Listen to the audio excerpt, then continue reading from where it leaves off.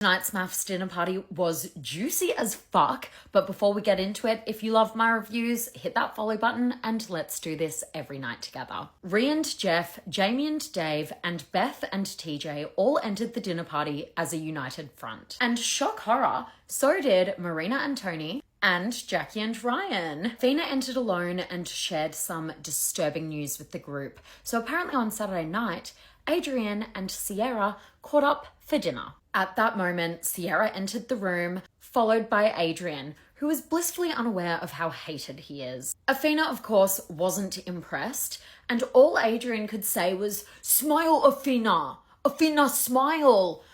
This guy is such an uneducated bogan loser. I cannot stand him. He then snuggled up to Sierra on the couch, and honestly, the self-awareness is in hell. To the group's delight, Lauren then entered with her new husband, Clint. Everyone was very happy to see her and happy to see her happy. Lauren said that she never wants to say the word Elliot again, and at that exact moment, Farquaad and his new victim entered the room. Next minute, dinner was served. At dinner, the group questioned Elliot as to why he left, and he was like, "Well, it's really simple. Like, we just didn't click. It doesn't have anything to do with me thinking I'm better than anyone else." Questionable. The group asked Lauren about the demise of their relationship, and she had a lot to say. She said that he was looking for a 25-year-old, that he didn't like that she liked expensive bags, that she didn't go to the gym enough, he didn't let her speak about certain topics. There was all of these reasons she gave. Farquaad denied everything Lauren said and accused her of speaking from an emotional place, which obscured the facts. This man wrote the textbook for misogyny. Elliot then said that they both had a conversation at dinner, decided that they weren't good for each other, and parted ways mutually. Lauren was like, "That's not what happened." Then Farquaad goes, "Well, you had about 5 margaritas, so I don't think you know what happened." This was genuinely hard to watch. My abusive ex-boyfriend used to accuse me of not remembering things and blacking out and having a drinking problem, and that's why he was always in the right and I was always in the wrong. This is a tactic abusive men use to manipulate you, and it was so disturbing seeing it play out on our TV screens. It's a form of gaslighting and it's gross. The group then asked Farquaad if he'd apologized to Lauren, and he was like, "Why would I have to apologize?" He's a narcissist. Narcissists can never be wrong. They can't apologize. They can't take accountability for their actions, and they always have to be the victim.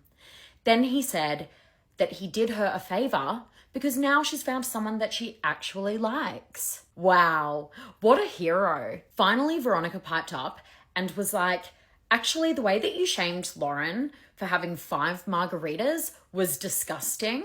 He still tried to deny doing that. He was like, "I didn't shame her." She was like, "You did.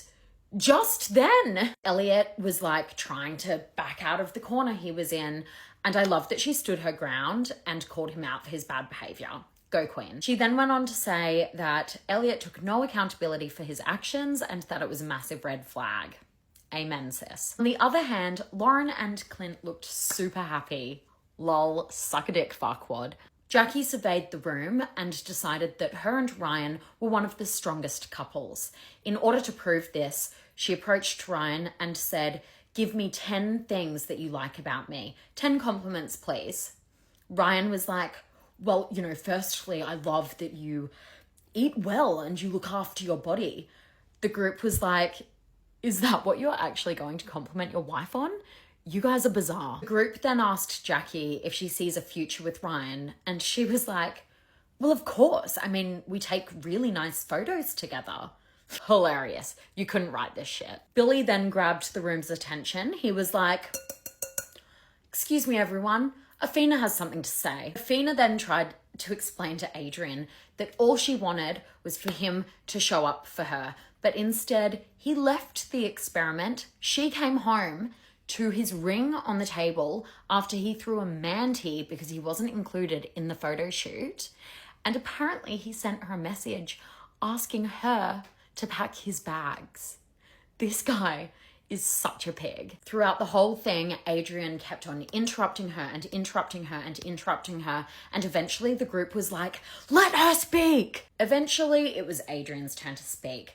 The group were like, why did you leave the experiment, Adrian? And he was like, well, I wasn't included in the photo shoot and you wouldn't know how that feels. You wouldn't know how that feels, and so I had to remove myself from the situation. Everyone was at that photo shoot except for me. I was excluded, and you don't know how that feels. You don't know how that feels. Then all of these other people in the group started putting their hand up being like, I wasn't there. I wasn't there. I wasn't there. He then continued on this misogynistic rant, and eventually Athena was like, why were you out at dinner with Sierra on Saturday night? And Adrian's response was, well, Athena, I care about people. I care about people's emotions. And when I see someone hurting, I want to be there for them.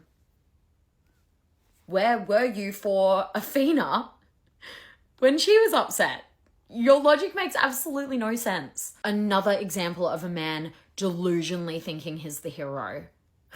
Billy then started having a go at Adrian, and Adrian was like, yeah, mate, well, how about when you asked me if we could do a wife swap?